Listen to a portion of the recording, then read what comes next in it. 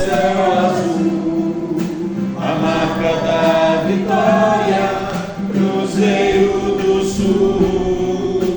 Quem tem amor não cansa de amar o Brasil.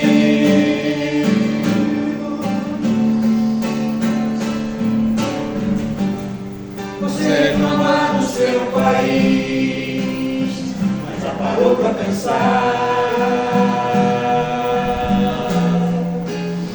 que terremotos não há, nem vulcões, furacões, terra abençoada pelo céu, coração do mundo, do pão e do mel.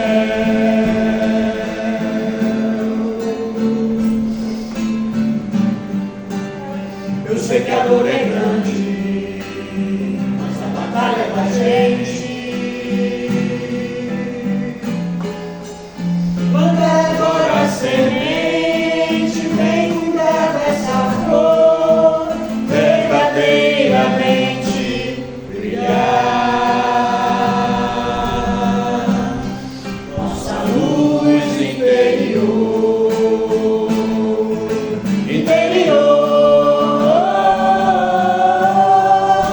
e lá no céu azul, a marca da vitória, Cruzeiro do Sul. Quem tem amor não cansa de amar o Brasil, a terra da esperança. E lá no céu azul, a marca da vitória, Cruzeiro do Sul. Quem tem amor não cansa de amar o Brasil, a terra da esperança, terra da esperança, Brasil.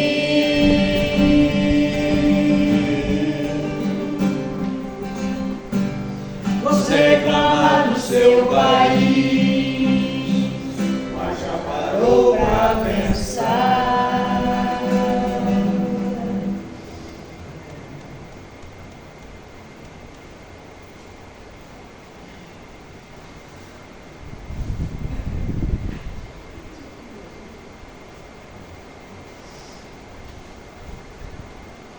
Convido os irmãos a música de número 100, de nome Soname.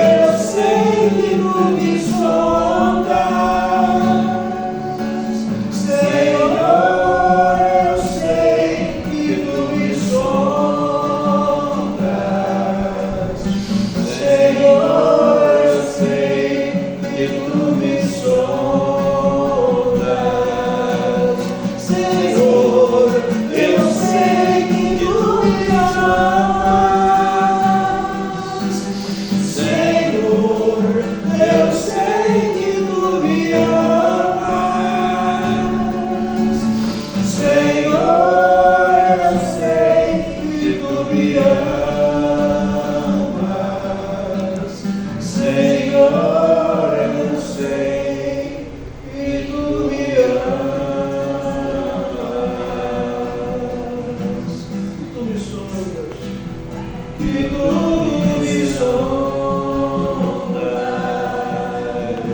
que tu me amas, que tu me amas.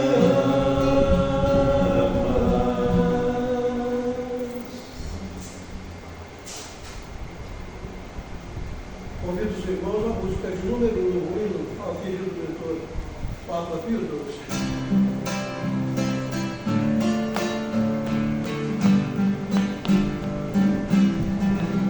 Escolhido pelo Mestre, suas ovelhas conduzir, mentor de luz e esperança, nos ensina o caminho a seguir.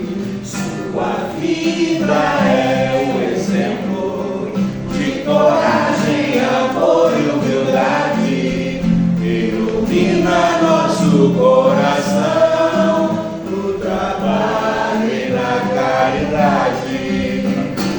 Papa Pio XII, apóstolo da paz, seguindo os seus passos, ninguém fica para trás. Papa Pio XII, apóstolo da paz, seguindo os teus passos, ninguém fica para trás. Guia de fé, luz radiante, afasta a tristeza e a solidão. Abre os portais do mundo infinito, ajuda na dor, estende sua mão. Nas horas difíceis da vida, rota segura para vencer. És um presente divino, lutar com humildade é o caminho, ensina-nos a renascer. Papa Pio XII, apóstolo da paz, seguindo os teus passos, ninguém fica para trás. Papa Pio XII, apóstolo da paz, seguindo os teus passos, ninguém fica para trás. Seguindo os teus passos, ninguém fica para trás. Seguindo os teus passos, ninguém fica para trás. Boa noite, meus irmãos. Boa noite. Sejamos todos bênçãos. Nós, Deus te dá. Desculpe, irmã, você se importa usar o microfone para dar mais textura aí para a produção? Agradeço. Muito obrigado. Boa noite, meus irmãos. Boa noite. Boa noite. Sejamos todos bem-vindos. Nós, deste lado da vida, os nossos irmãos do outro, que está assim, ó. Muitos irmãos que vêm nessa noite para ouvir o tema da noite, que é tão importante para nós e para eles também, e já sabem a importância do tempo, não perder as oportunidades. Nós ainda precisamos acordar um pouco. Eu acho que aquele irmãozinho lá atrás é a primeira vez, ele seja É o esposo bem-vindo. dela. Ai, Deus meu. Ele ficaria de médio de transporte sustentável. Mas sejam bem-vindos, você e o seu companheiro. Hoje nós estamos recebendo a nossa irmã Fernanda Dias, que ela veio lá de Cabo Frio, um grupo tão amigo, porque eu tenho uma amiga dessa, pois é, então seja bem-vinda, menina. E o tema dela é muito importante, obedecendo ao chamado de Jesus. Todos nós precisamos estar atentos ao que a Fernanda se preparou para expor nessa noite, né? Então vamos lá. Os avisos são: a palestra aos sábados, às 19 horas. Na terça-feira, na segunda-feira, nós já estamos aqui com um trabalho de tratamento espiritual, às 19 horas, porém, antes é necessário vir na terça-feira, às 17 horas, para o atendimento fraterno. Conforme a necessidade espiritual, física, emocional da pessoa, será direcionado para o tratamento espiritual, que será feito na segunda-feira. E na terça-feira, às 19 horas, nós temos o nosso Evangelho. Também é muito bom, a energia maravilhosa. E vamos continuando, após o tratamento, haverá o tratamento de fisioterapia para aqueles que estão acompanhando o tratamento, que terminam, passam para o tratamento espiritual, através da fisioterapia.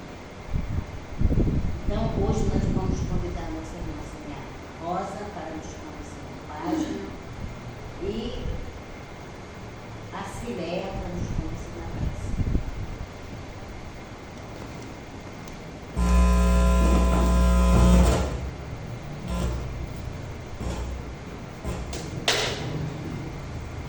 Boa noite a todos. Boa noite. Do livro Pão Nosso, de Chico Xavier, pelo Espírito Emmanuel. Capítulo 136. Conflito. Acho então essa lei em mim. Quando quero fazer o bem, o mal está comigo. Palavras de Paulo, está em Romanos 7, verso 21. Os discípulos sinceros do Evangelho, à maneira de Paulo de Tarso, encontram grande conflito na própria natureza. Quase sempre são defrontados por enormes dificuldades no testemunho. No instante, justo quando lhe cabe revelar a presença do divino companheiro no coração, eis que uma palavra, uma atitude ligeira os trai diante da própria consciência, indicando-lhes a continuidade das antigas fraquezas. A maioria experimenta sensações de vergonha e dor. Alguns atribuem as quedas à influenciação de espíritos maléficos, que geralmente procuram o inimigo no plano exterior, quando deveriam sanar em si mesmos a causa indesejável de sintonia com o mal. É indubitável que ainda nos achamos em região muito distante daquela em que possamos viver isentos de vibrações adversas. Todavia, é necessário verificar a observação de Paulo em nós próprios. Enquanto o homem se mantém no gelo da indiferença ou na inquietação da teimosia, não é chamado à análise pura. Entretanto, tão logo desperta para a renovação, converte um campo íntimo em zona de batalha. Contra a aspiração, luxuosamente do bem, no dia que passa, levanta-se a pesada bagagem de sombras acumuladas em nossas almas, desde os séculos transcorridos. Indispensável, portanto, grande serenidade e resistência de nossa parte, a fim de que o progresso alcançado não se perca. O Senhor concede-nos a claridade de hoje, para que esquecemos as trevas de ontem, preparando-nos para o amanhã, no rumo da luz imperecível.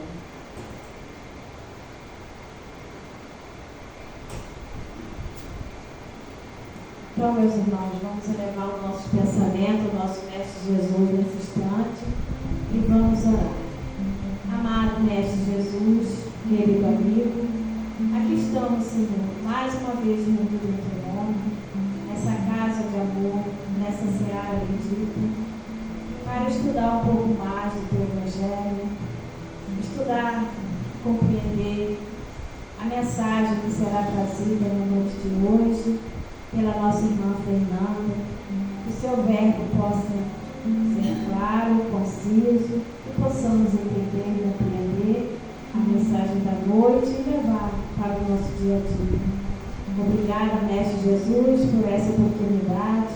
Obrigada a Deus Obrigada, Maria, nossa Mãe Santíssima, nossa amada Mãe. Obrigada a toda a espiritualidade amiga que aqui se encontra desde as primeiras horas do dia, arrumando tudo para que aqui estejamos fazendo parte nesse momento, desse banquete espiritual. Nós agradecemos, eu, Jesus, te pedimos que abençoe e ampare a todos os irmãos que aqui não puderam estar nesta noite, principalmente aqueles que se encontram sobre o látego da dor nesse momento, companheiros amigos desta casa que se encontram debilitados de sua saúde, que aqui não podem estar, mas que eles possam receber as nossas melhores vibrações de paz, de saúde, de amparo. Enfim, amado Mestre Jesus, envolva e nos abençoe nesta noite. Que a tua paz permaneça em nossos corações. Pedimos a permissão ao nosso querido irmão, mentor espiritual da casa, Papa Pio XII, para em teu nome Jesus, em nome de Maria e acima de tudo em nome de Deus, dar por iniciado a reunião da noite de hoje. Que assim seja. Graças a Deus. Ainda tem tempo, meus irmãos, um convite. Dia 25, né, Jaide? Dia 25 está inaugurando nos cinemas. É um convite que no dia 25 estará nas telas dos cinemas. É a segunda parte do nosso lar, os mensageiros. Então, a arte espírita precisa de nós para poder divulgar nossa cultura. Então, vamos participar. Nós estamos aqui no movimento, né, São Francisco? De ver se consegue alguns ingressos. Aí, se vocês estiverem interessados, eu vou contato com o São Francisco aí, ele é o promotor da casa. Boa noite. Boa noite. Adorei o promotor. Casa de Luz e Esperança está chique. Tem até promoter. Boa noite, meus amigos. Que Jesus derrame a sua paz sobre nós. Hoje o tema que nós trazemos é uma reflexão para esse início de 2024 que já se iniciou, mas que é importante para que a gente reflita. Porque assim, o ano inicia, alguns têm o hábito de fazer aquelas metas para 2024. A gente vai ficar com esse zumbido de abelha aqui. Vamos ter paciência com ele. Então, assim, mas poucos de nós, estabelecidas as metas, conseguimos colocá-las em andamento, em vias de realização. A gente é ótimo para estabelecer meta, mas a gente é péssimo para dar continuidade. Então a gente tem a iniciativa, a gente espera pela acabativa, mas a gente não acompanha o processo. A gente pensa assim, iniciei, o final vai ser maravilhoso quando eu conquistar isso. Esquecendo dos percalços do caminho. Então, como nós estamos encarnados, e nós temos aqui muitos irmãos desencarnados também, e eles sabem como foi difícil para eles na última encarnação também dar viabilidade, concluir certas ações que eles tinham que concluir. Eles estão aqui nos ouvindo para isso? Eu acho que parou aqui. Não, ainda está. Nós temos que prestar atenção em como a gente está fazendo, como a gente está planejando concluir essas nossas metas. Porque senão a gente fica sempre naquela coisa. É muito bonito comprar agenda nova, colocar as metas, mas a gente não se prepara para executá-las. Eu vou dar um exemplo simples. Faz 3 anos que eu tento colocar exercício físico na minha vida, com o trabalho. Eu inicio, no meio do caminho, chego no final do ano, adoro dar desculpas. o tempo, o cansaço, os imprevistos. Então, esse ano de 2024, eu iniciei hoje de novo na atividade física. E eu já pensei, e ontem, quando eu estive com o instrutor lá, eu falei assim, olha, eu vou vir 3 vezes por semana. Aí ele arregalou o olho, ele, mas só é o que eu quero começar fazendo. Porque eu já vi que toda vez que eu penso, eu vou todo dia, eu não vou dia nenhum. Eu começo muito bem, vai chegando no meio, eu vou indo 3 dias, 2 dias, e aí eu penso, vou ficando frustrado, e vai dando um sentimento de frustração e não consigo realizar. Então a gente precisa, até porque Deus assim espera de nós, estabelecer metas, mas pensar no processo. Como eu vou fazer isso? E o tema do estudo da gente de hoje fala exatamente daquele que obedeceu ao chamado do Cristo, sem titubear. E por que ele fez isso? Porque ele já tinha os recursos necessários, que às vezes nos falam. Ser bruto é você. Que ele tinha para colocar em execução. E por que isso? Olha, agora eu fiquei poderosa. E por que isso? Porque quando nós viemos a este mundo, nós já sabemos quais são as nossas dificuldades e aquelas que nós vamos ter exatamente que controlar para alcançarmos os nossos objetivos. Nós sabemos, às vezes, do nosso apego à indolência, à preguiça, ao ócio. Vejam que eu estou falando de mim, porque um sofá me chama. E me chama bastante. Para Jesus eu levanto para trabalhar, mas quando eu penso, fazer exercício para quê? Entendeu? Então a gente tem que compreender que tudo isso que a gente tem dificuldade na nossa vida física é um reflexo que vai, ou melhor, é um reflexo que é da vida espiritual. Não vai influenciar a vida espiritual. Ele é da vida espiritual. Cada um de nós tem dificuldade para implantar na sua vida situações, rotinas que vão ajudar a melhorar na vida espiritual. Volto sempre à questão pedagógica. A gente aprende no concreto para ir pro abstrato. E por isso que nós estamos encarnados. Estamos no concreto, com a dificuldade da manipulação, com a dificuldade do transporte, com a dificuldade da execução, com a dificuldade do corpo, para que a gente possa, quando estiver no abstrato, fazer com mais tranquilidade, que a gente não consegue ainda. Mas a pessoa que eu falei para vocês, que já tinha os recursos, usou muito mal o livre-arbítrio. É a mesma pessoa que criou o versículo que foi comentado na página, Paulo de Tarso. Vocês conhecem, vocês já devem ter ouvido falar, que Paulo, escreveu muitas epístolas aos diversos grupos de cristãos que ele fundou. Aonde? Nos locais que eram considerados pagãos. Porque Jesus dá a Pedro, ou melhor, convoca Pedro para apacentar as suas ovelhas. Quem eram as ovelhas?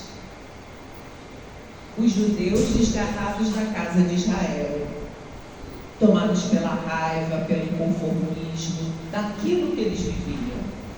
Mas a Paulo, que chega por último, como um discípulo que não recebeu o ensino direto do Cristo, foi dado a incumbência de vir a esta vida levar o Cristo para os gentios. aqueles que eram considerados os hereges dos judeus.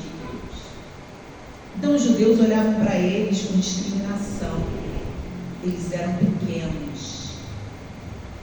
Todo mundo conhece o momento da transformação, ou melhor, o momento em que Paulo percebe que ele deveria mudar o seu caminho, quando ele está na estrada de Damasco. Todo mundo conhece essa história.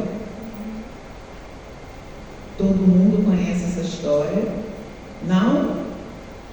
Então, eu preciso explicar, porque senão a gente não consegue compreender. E é natural que a gente não saiba, sabe por quê?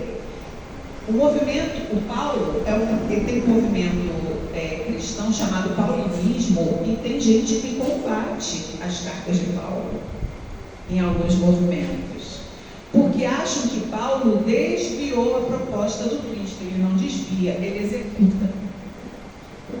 Ele segue o caminho. Assim como na frase ali do hino ao mentor da casa, nos seus passos, como é que é?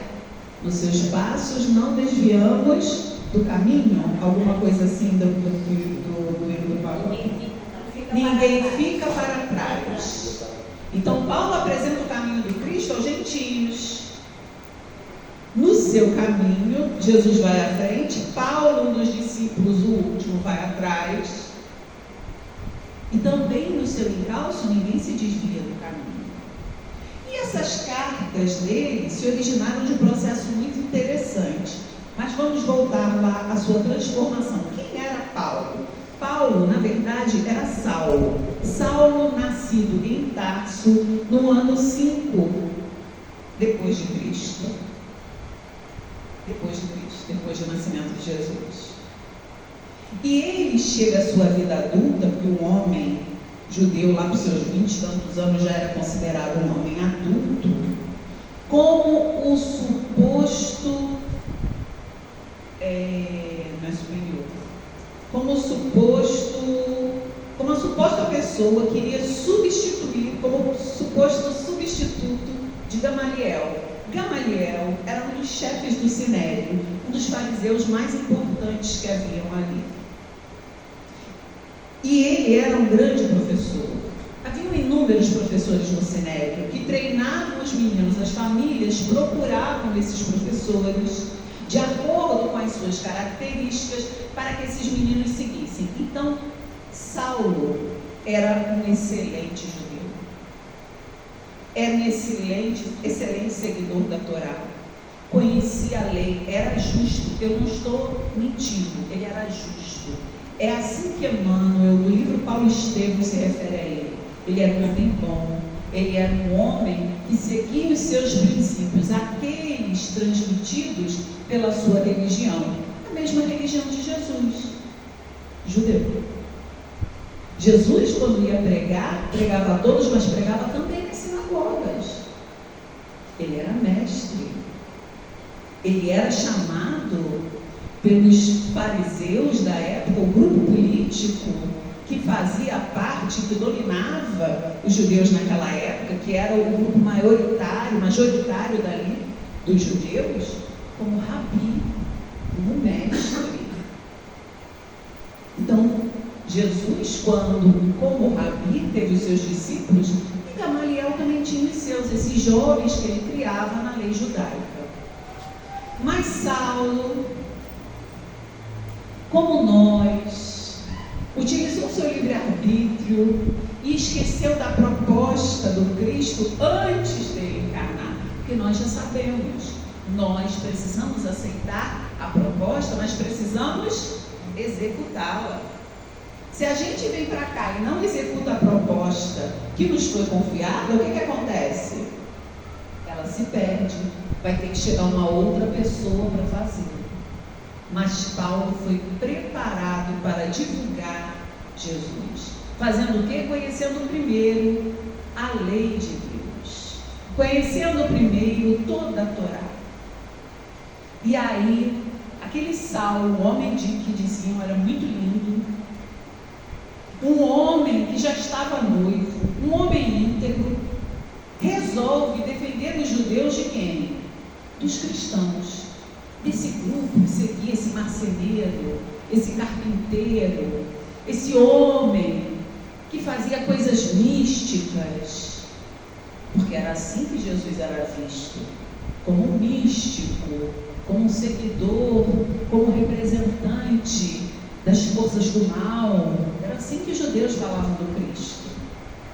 E Saulo, para defender a religião dele, se lança contra os cristãos e combate os cristãos e faz tudo aquilo que os judeus da época faziam, inclusive apedreja os cristãos. Criava todo um espetáculo para fazer isso. Quem já leu Paulo Estevão? Quem não leu, recomendo, para chorar bastante, bota um lencinho do lado, né? A gente chora muito lendo aquelas coisas. A primeira parte é um livro grande, mas bom, a gente lê com assim, ó, uma vontade de chegar logo na próxima parte. São duas partes. A primeira parte é essa, onde a gente conhece Saulo. E a gente fica com raiva do Saulo, não fica? A gente fica com raiva do Saulo. Mas você é espírita, você fica com raiva? Eu fico, gente, eu não consigo ainda não ficar com raiva não. Depois a gente ora, pede a Jesus, mas na hora é a raiva que dá. E o Saulo, ele é tão importante para Jesus, e a missão dele era tão importante, que um dia ele estava indo na estrada de Damasco com 2 soldados em busca de um cristão famoso, conhecido, chamado Ananias. E no meio da estrada surge um clarão que só ele e o cavalo dele veio. O cavalo empina, ele cai do cavalo e na hora fica completamente cego. E nesse clarão, desse clarão, ele ouve uma voz. Só ele ouve a voz. Os soldados não ouvem nem veem nada do que ele está vendo. Que pergunta a ele: Saulo, Saulo, por que me persegues? Era Jesus que voltava para chamar o Saulo à consciência daquilo que ele havia se comprometido. É interessante ver como a coisa se processa. Em um átimo de segundo, Saulo não se revolta, Saulo não espragueja, Saulo não se rebela. Ele fala somente uma frase: Senhor, o que queres que eu faça? Todos nós, às vezes, na vida física, quando mergulhamos, esquecemos desses nossos compromissos. Veja, o compromisso de Saulo era grandioso. Concordam comigo? Era grandioso. E nós, às vezes, nos achamos tão pequeninos que não podemos ter um compromisso grandioso. Mas, às vezes, aquele compromisso que a gente ainda não enxergou é grandioso para a nossa vida e para a vida de muitas pessoas que estão ao nosso redor. Quando Saulo se levanta, ele já é outro homem. E aí ele transforma a sua vida. E adivinha quem é que vai curar a cegueira de Saulo para ele começar a tarefa dele? A quem ele estava perseguindo, Ananias. Ananias ouve Jesus. Ananias era um daqueles apóstolos, seguidores do Cristo, que também não andaram com ele. Um daqueles 70, dos 500 que antes de Jesus subir em definitivo, a gente fala subir, mas a gente não sabe se é para subir, descer, mas assim, subir em definitivo, retornar à casa do Pai, que ele deixa para levar a palavra dele. Então ele recebe uma voz com a seguinte instrução: vá até o lugar tal, porque Saulo já estava hospedado em Damasco, procure Saulo e o cure. Ananias ficou com medo, porque Saulo era conhecidíssimo por ser implacável. Ananias vai, se apresenta a Saulo, e é aquela famosa cena em que saem escamas dos olhos de Saulo. E Saulo já não era mais aquele homem implacável. Porque Jesus mostrou a ele que ele estava cego, embora ele parecesse enxergar. Às vezes é assim. A gente acha que está enxergando tudo, mas estamos profundamente cegos. Mas para a vida espiritual, Ananias retira aquelas escamas do olho de Saulo e Saulo se propõe a mudar. Vocês acham que foi fácil a mudança de Saulo? Mudou, virou cristão, todos os cristãos aceitaram Saulo. Vamos imaginar que alguém daqui da casa de Luiz Esperança, que isso só acontece em Cabo Frio, tenho certeza que aqui não acontece, mas alguém daqui resolve começar a falar mal da casa, reclamar da casa, dizer coisas da casa, e um dia a pessoa lá desperta, puxa, não é isso que eu tenho que fazer, e volta. Meu amigo, eu voltei, eu mudei. Será que a gente vai falar assim, graças a Deus, vai falar,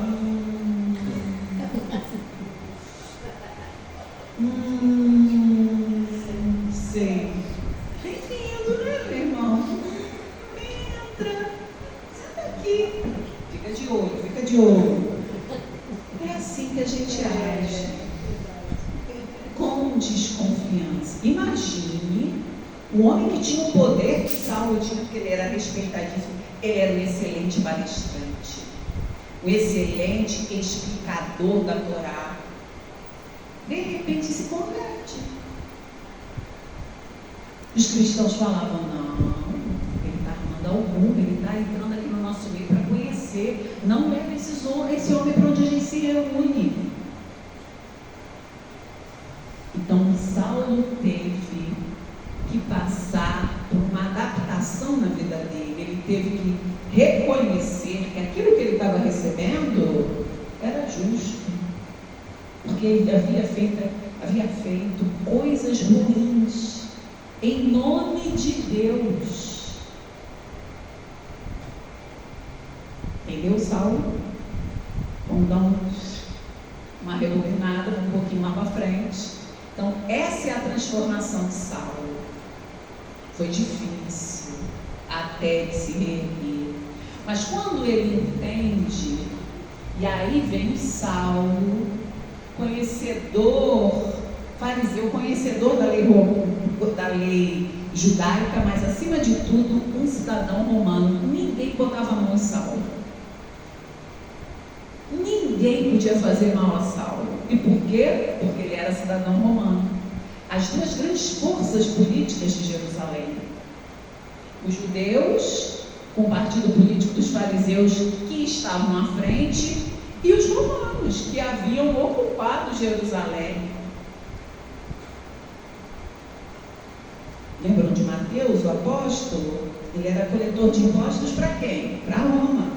Os judeus tinham raiva de Mateus, porque ele ajudava os romanos. Então, quando a gente olha, tem uma perspectiva disso, a gente vê assim, meu Deus, não foi fácil não. Não foi fácil levar a palavra de Jesus para esses lugares, mas Jesus estava muito tranquilo, porque havia um plano e uma rota montada, um planejamento que deveria ser cumprido, e ele estava dando assessoria.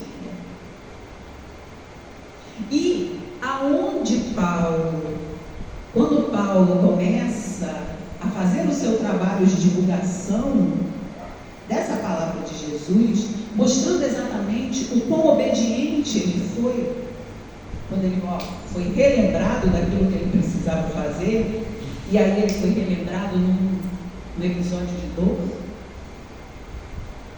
que também é assim muitas vezes para nós. Nós somos relembrados do que precisamos fazer em momentos de dor, porque a gente não soube ouvir os chamados, os apelos amorosos. É assim com o filho adolescente também? A mãe fala, o pai fala, o adolescente não sabe de nada, não sabe nem o que está mais acontecendo, não sabe mexer com nada.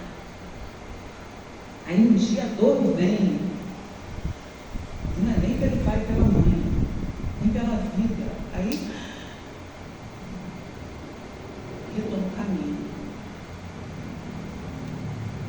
Porque é assim que funciona. E graças a Deus quando é na adolescência. E quando é na vida adulta, pior fica. É mais difícil quanto mais a gente anda nessa vida, quanto mais tarde a gente deixa o que a gente tem que fazer, é pior para a gente refazer. Mais sofrimento, mais situações a gente vai ter que reconstruir. E todos nós deixamos algumas pontas soltas pelo caminho e de vez em quando a gente se reencontra e precisamos refazer.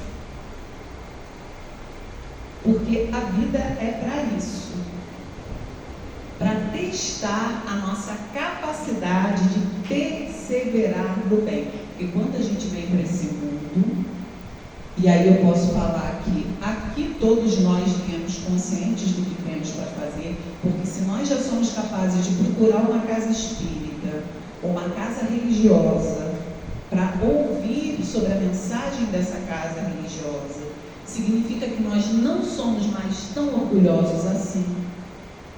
Nós estamos aceitando uma verdade superior à nossa. A gente está querendo ouvir o que essa mensagem quer dizer para a gente. Talvez seja difícil a gente iniciar a mudança, mas a gente já quer ouvir. E isso é um avanço evolutivo. Querer saber em que ponto da minha vida eu preciso mudar. Eu não preciso apontar para ninguém e dizer. Nenhum espírito precisa se materializar e apontar para ninguém, para cada um de nós.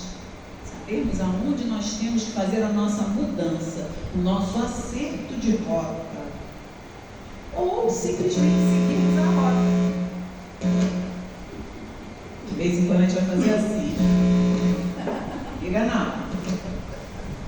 Então, não está bem, eu vejo que é o fim. A gente tem que encontrar um jeitinho. Aí a gente encontra. Aí quando Saulo já estava.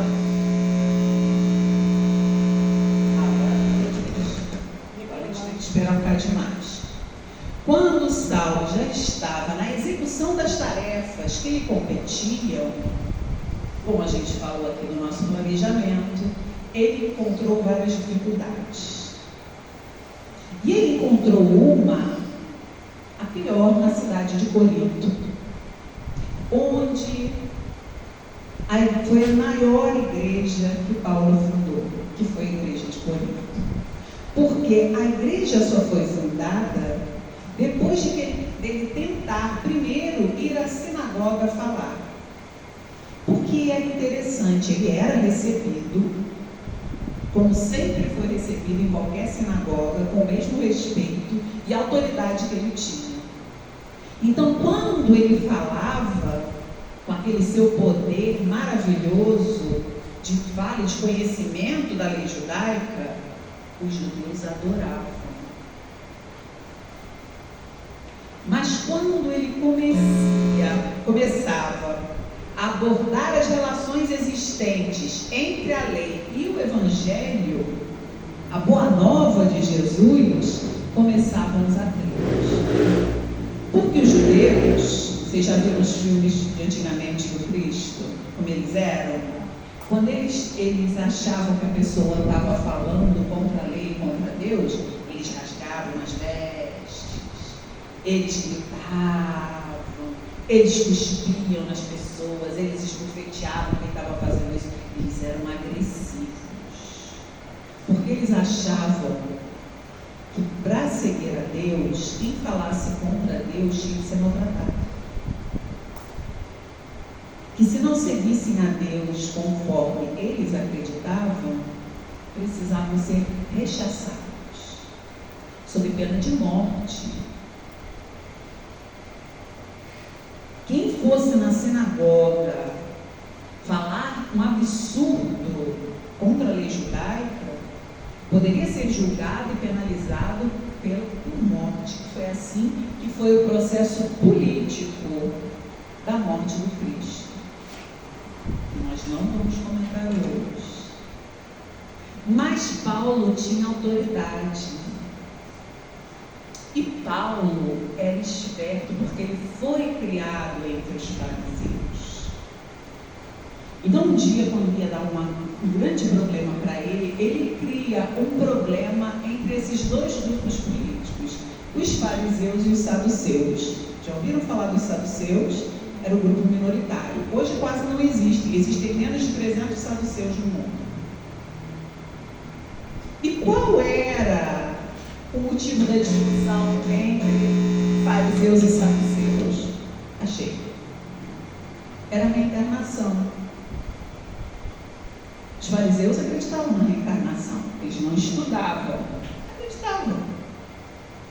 Os saduceus não. Para os saduceus, não existia nada além da morte. Então você veja que os judeus daquela época já eram mais evoluídos, porque eles sabiam que alguém poderia voltar, como eles aguardavam a vinda de Elias. Então Paulo cria uma confusão, e quem salva ele é um romano, chamado Tito Justus, que o leva, mas não teve jeito. Uma hora Paulo foi preso, que é aquele tempo que ele começa a escrever as suas epístolas. As epístolas aos Romanos, aos Coríntios, aos Tessalonicenses, ou seja, da cidade de Tessalônica. E por que ele começa a escrever? Porque ele fica preso 2 anos. Ele não tinha que divulgar Jesus. E como ele sabe que ele precisava escrever essas cartas? Pois bem, meus amigos, é o próprio Jesus quem o aconselha, segundo Emmanuel, no livro Paulo Estevam. Quando ele começou a se sentir incapaz de atender a todas as necessidades ao mesmo tempo daqueles irmãos que procuravam ele, visitavam ele na prisão, porque ele era, Paulo foi um preso político muito interessante. Ninguém podia maltratar ele, porque ele era cidadão romano.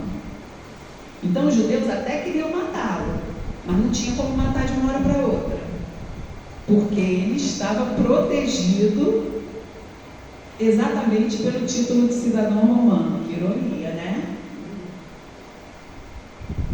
Aqueles a quem ele um dia considerou inimigos, exatamente essa titulação o protegia. Então Paulo recebe um dia em que ele está orando e talvez, coitado, pensando que Paulo era tenaz. Conhece o significado da palavra tenaz? Enérgico. Ele falava o que precisava ser dito. Então ele ia na sinagoga e ele não tinha meias palavras, ele falava. Então talvez ele estivesse refletindo sobre isso. Como muitas vezes a gente fica refletindo, será que aquilo que eu falei eu deveria ter falado? E não estou falando de mágoa, estou falando de coisas que às vezes a gente é intuído para falar para alguém, para orientar aquela pessoa.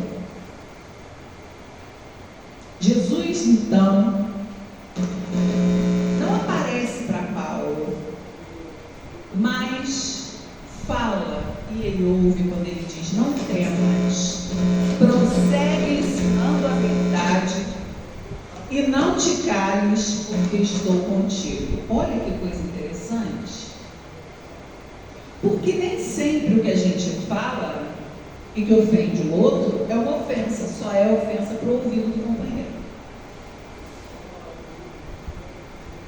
Emmanuel tem uma frase terrível numa página, e nós estivemos agora de férias visitando Portugal, e numa das casas que a gente falou, porque a gente tem que falar lá fora, né? Senão não tem graça, não tem evangelho, não tem fé. Emmanuel diz assim: espírita seja o nome de teu nome. E essa é uma frase muito forte para nós espíritas, porque o que ele quer dizer é que nós sejamos leais ao espiritismo. Porque a gente pode ser espiritualista se quiser, não pode? A gente pode lá para fora ser espiritualista e acreditar num monte de coisa, fazer um monte de coisa, mas se eu sou espírita, Espírita tem que ser o nome do meu nome. Espírita segue as obras básicas. Espírita divulga Jesus. Espírita não mistifica, pelo menos não conscientemente.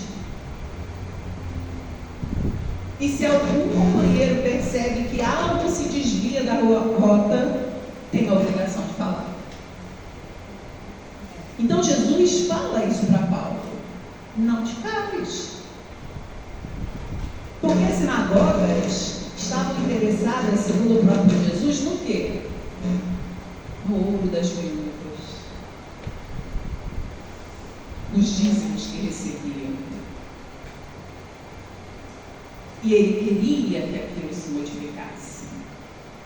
E continuou: não te atormentes com as necessidades do serviço. É natural que não possas assistir pessoalmente a todos ao mesmo tempo, mas é possível a todos satisfazerem simultaneamente pelos poderes do Espírito. Olha que frase que Jesus fala para ele. Poderás resolver o problema escrevendo a todos os irmãos em meu nome.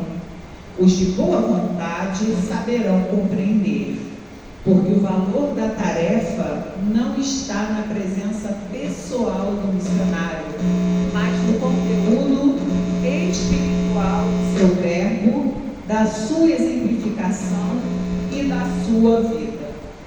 Vamos ver se fazendo assim melhora. Os ensinamentos. Diga não, é assim mesmo. Fica tranquilo. Então, meus amigos, qual é o valor da tua tarefa para o lugar que você está inserido? De que forma que você ocupa? Quando Jesus fala dos poderes do Espírito, também me recordo de uma frase que veio já assim que eu entrei dentro de uma casa espírita em Portugal. A primeira que eu falei, um amigo espiritual veio e me disse a seguinte frase: a mediunidade é para ser vista com os olhos abertos. Ou seja, a mediunidade é algo natural. E hoje eu assisti a uma entrevista do Wagner de Assis, que é o produtor de Nosso Lar 2, Nosso Lar 1 e 2, e ele falava exatamente isso que eu também acho, que muitas coisas aconteceram no set de filmagens, mas que ele sempre levou isso como uma coisa muito natural, porque não é sobrenatural os espíritos nos influenciarem, nos orientarem. Então a mediunidade é para ser vista de olhos abertos. Eles estão aqui. Os pensamentos que vêm à nossa mente, provavelmente, são nossos mentores falando assim: isso se encaixa aqui na tua vida. Aí você pensa assim: mas eu estou pensando numa pessoa que precisava ter ouvido isso. O mentor está dizendo assim: tá vendo essa pessoa? Você precisa orientá-la, você precisa ajudá-la, você não precisa criticá-la. Então essas coisas que vão acontecendo é ver a mediunidade, a espiritualidade de olhos abertos. Porque Jesus, quando veio anunciar, quando ele começa o seu trabalho, antes ainda de ter chamado os primeiros discípulos, o que ele vem anunciando? Quem lembra quais são as palavras do evangelista Mateus?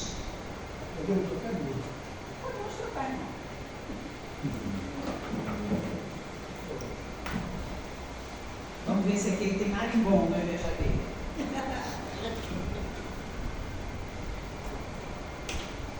Jesus vem anunciar uma coisa muito interessante para nós espíritas. E quando eu pergunto isso, até para os meus alunos evangélicos, de vez em quando a gente entra numa discussãozinha, assim, numa conversa fraterna,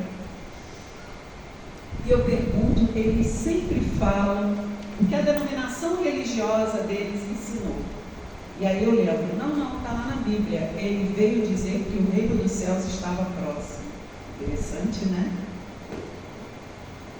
O reino dos céus está próximo. É isso que Jesus anuncia a todos. Ele não manda seguirem ele naquele momento e vai dizer: olha, o reino dos céus está próximo, prepare-se. Estamos preparados?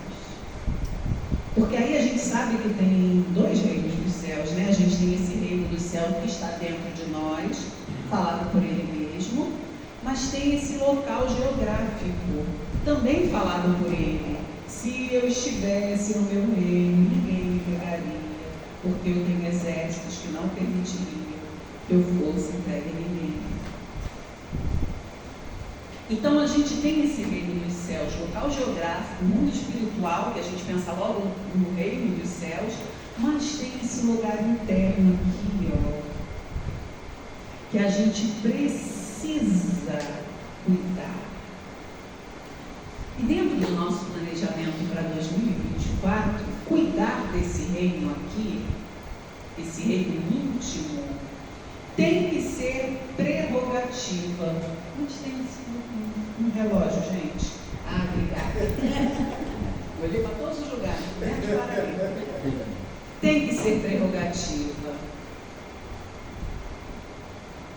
A gente tem que iniciar planejando, tem que cuidar desse meio, como é que a gente vai executar, para chegar lá no final do ano falando assim: olha, quanto eu avancei, que bom. Porque você vai ter avançado alguma coisa, você vai ter concluído alguma coisa, se você obedecer ao chamado que você já se comprometeu.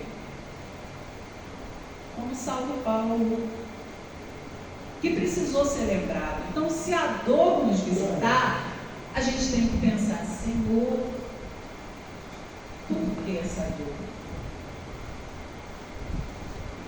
Será que é algo que eu não estou sabendo identificar como tarefa que preciso realizar? Essa dor pode ser moral, essa dor pode ser física. Por que ela acontece na minha vida? Qual é a etapa que eu não posso mais pular? Que parte eu não estou conseguindo, eu estou cego para enxergar? Quando aparecer uma luzinha lá da consciência, te dando uma ideia, pega e coloca ela bem de frente para você, não abafa ela não. Porque às vezes a gente faz assim, vem uma ideiazinha na nossa consciência, nos indicando o caminho, a gente pega e faz assim: isso aqui eu não quero ver não me agrada. Volta lá para o escuro, porque só pode ter outra razão. Não quer dizer isso, com certeza, não. Isso eu já resolvi. Estuda. A proposta espírita é que a gente tenha uma fé raciocinada. E a fé raciocinada diz o seguinte: essa espiritualidade que a gente vê de olhos abertos, ou seja, de forma natural. Eu não vejo esse espírito porque eu não tenho o dom da vivência, mas eu sei que eles estão aqui, isso é natural para mim. Essa relação, essa sensação que eu sinto quando um se aproxima mais ou menos, trazendo uma impressão de amor, de medo, de raiva, ela precisa ser estudada, por isso ela é raciocinada. Então eu vou procurar entender por que eu estou sentindo isso, por que eu sonho com isso, por que eu ouço isso, por que essas coisas na minha vida sempre acontecem, de que forma essas coisas chegam sempre até mim. Se outras pessoas não chegam, se elas não são atingidas da mesma forma que eu me comporto assim, porque o meu descontrole ou a minha indiferença, se eu vejo gente que não é indiferente nem se descontrola, você é um excelente material de estudo para você mesmo. A gente adora estudar a vida do outro, mas você tem material suficiente para levar uma vida inteira se estudando. Se coloque como objeto do seu estudo. Eu vou me estudar Vou observar minhas reações. Vou me perguntar por que eu fiz isso. Vou observar a opinião dos outros sobre mim. Vou verificar se aquilo tem alguma ponta de verdade, ou se na verdade só está revelando como o outro me vê equivocadamente. Pode acontecer. Pode acontecer. Nem tudo que o outro te diz vai realmente se refletir o que você sente. Mas aí a gente para pensar. Eu não sinto isso, não quero fazer isso, mas o outro está me dizendo que eu faço isso. O que eu estou fazendo que dá a ele essa impressão? É um problema dele ou é um problema meu? E hoje em dia a internet está cheia de coisas dizendo que o problema é o outro, o problema é o outro, o problema é o outro.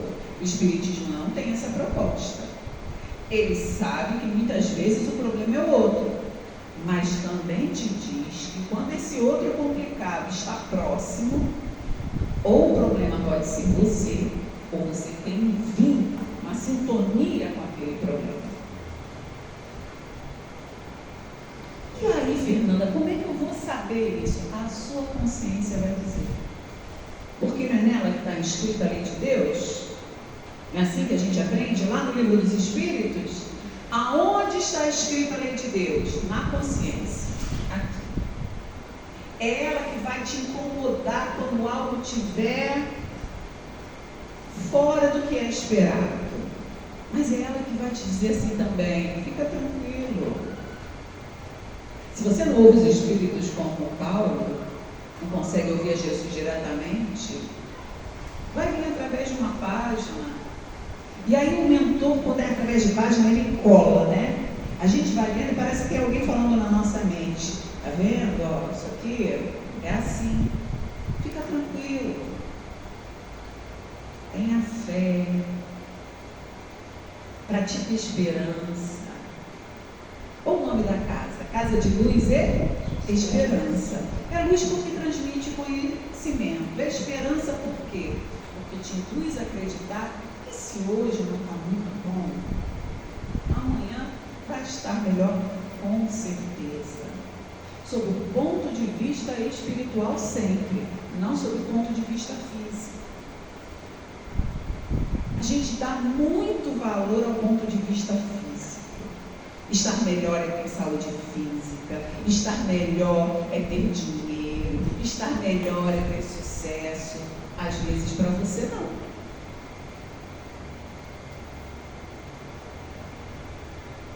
Às vezes para você estar melhor é estar exatamente onde você está.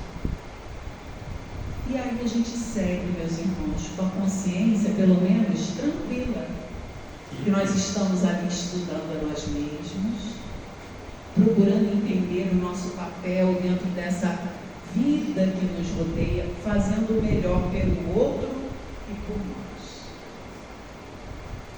Para fechar o nosso estudo, trouxe aqui uma frase de Teresa de Ávila, que fez uma linda psicofonia com Francisco Cândido Xavier, está no DVDzinho, que é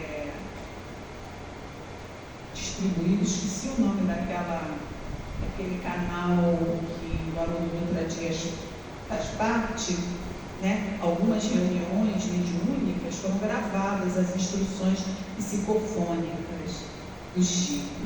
E numa foi Teresa de Ávila que falou, né? Uma freira santa, e ela diz assim: há quem fabrique ânforas para o vinho do Senhor, e há os que modelam crateras para a sepultura do Espírito.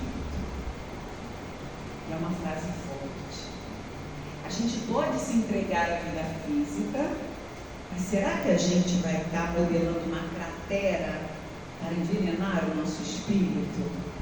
Ou a gente está modelando na nossa vida, com as nossas atitudes, uma ânfora para o vinho do Senhor? Ou seja, para que o Senhor trabalhe por nós, para que a gente dê o melhor do Senhor para os outros. Então, que possamos ter, meus amigos, um 2024 pleno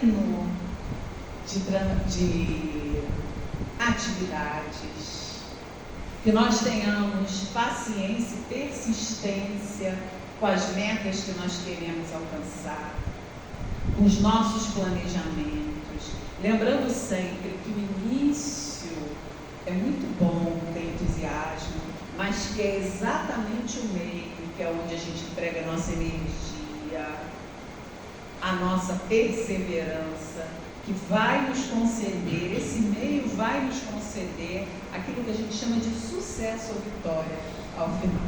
Muita paz. Olha, maravilhoso isso. Lindo. Obrigado pela paciência. Nada. Adorei.